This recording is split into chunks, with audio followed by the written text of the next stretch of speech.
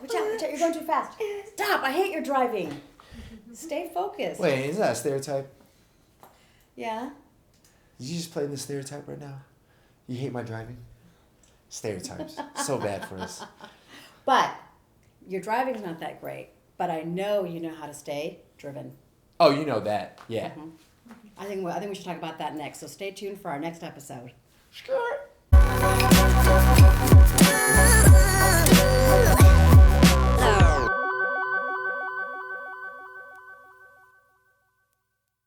MelodicMic, I get constantly asked from my clients and friends, how do you stay driven? Take it out of park. Oh, okay. Put the e-brake down. How about if I reframe that? How do you stay driven, motivated, on top of your game? Get it?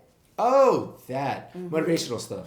What we're Yeah. all about here at the Mac Show with everybody that's part of this production. Yes, in one facet or another, I feel as though our team is always driven in their own respective lives. Oh, I couldn't agree with you more. Why this works. Yeah. And sometimes it's easy to accomplish a goal and really get there, but the real test is, how do we actually sustain it? How do we actually stay there? Oh, so you're saying that many times people will accomplish something and kind of sit back and just Yeah. be How content. Yeah. Right. How do you sustain that drive? How do you continue moving forward? How do you continue rising up? Okay, now this is going to be good. I think so too. A couple things come to mind. Yeah. Yeah. I would say number one, this is what I did. First and foremost, develop a set of emotional and behavioral mantras. Mantras. Yeah. Please do tell. Mantras. Well, I think, whatever that goal or that task or that project is really important to you to accomplish and then sustain and even grow it from there or exponentially build on it, you really got to know your purpose. Oh. And with that, I like to attach not only what my sense of purpose is, and sometimes I'll write it down and share it with others to get the sustainable support, but it's really important that the metaphors that we use for ourselves and the actions that we take to get there. Okay. Yeah. Wow. So, even things like I'm on fire or the little engine that could, whatever it means to you, but as long as your purpose is attached to different metaphorical attributes, then your results move into actions a lot quicker. I think we've spoken about this before. We have, yeah. Knowing what your purpose is will always get you aligned. You'll realign yourself back into your purpose. We always tend to fall off track at one time or another. It happens to the best of us, right? Speaking from experience, for sure. And so getting that back on track, taking the breath of going, okay, why did I start this journey? What was my main purpose? Yes. Right? And then really fine-tuning, getting back on track of where that is, that always pays dividends. Number two. I would say work on developing your weaknesses, but play on your strengths. Agreed. Yeah, 100%. really, really important. So we can turn those weaknesses around into action items that hopefully can really turn into some strengths in the future. So I think that's really important. But we got to really know what our weaknesses are first.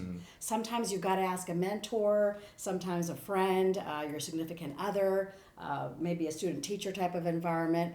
And sometimes we really inherently really know what our weaknesses are, but sometimes there's a lot involved as to why we don't really address them and more importantly, don't conquer them. So that's really important. The folks that really stay driven and they know how to sustain it really, I feel, know their weaknesses as well as their strengths.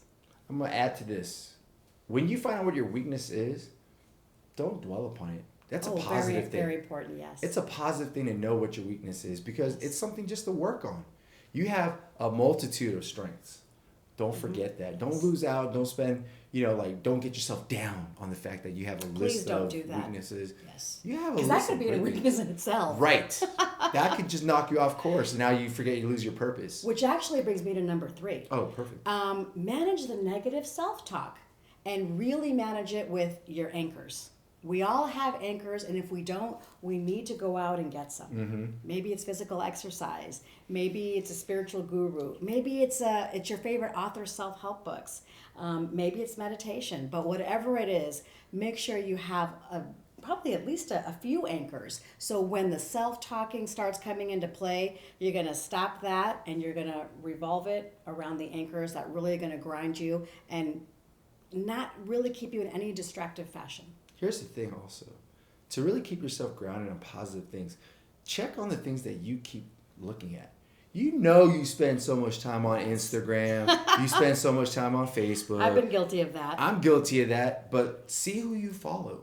See the things that you surround yourself with, the people you surround yourself The with. role models. The You know, role if you have any models. role models, what would they do? Exactly. What would they do? And really emulate steps there. See? And when you do look at this stuff, if you feel as though there's a little bit of tension, if you feel as though there's a little bit of weight or guilt, stop looking at that stuff. You want positive, you want to get a positive mindset, so go ahead and fill your soul with positive things. And really know what your values are associated with that, because that's really going to help manage even stress management. I agree. And managing stress management and having some anchors will really help with stress management. Those are the techniques that you've got to rely on, Yes. undoubtedly.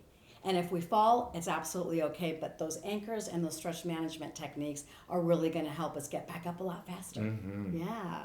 And I think number 4, I love to keep in a cycle of small accomplished wins.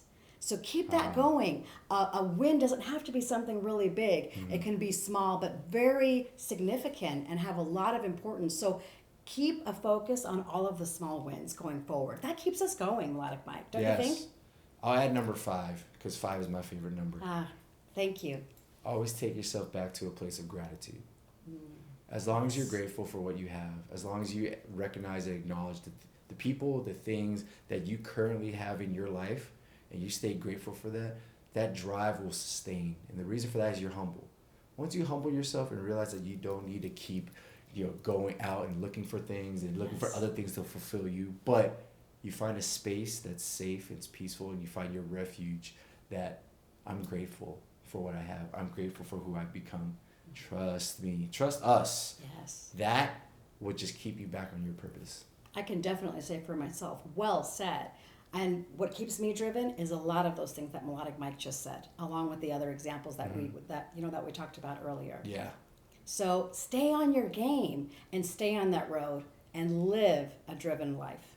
So remember, comment below. The most important thing is for the rest of the community to know what you're thinking, what you're going through. I think a lot of people don't understand. When you share and put that out there for everybody to see, they now know that, hey, someone's going through something similar like me. We're definitely not alone. Yes. Thanks for watching, everybody. I'm MelodicMic. And I'm Anita Kay. Until next time. Have a good one.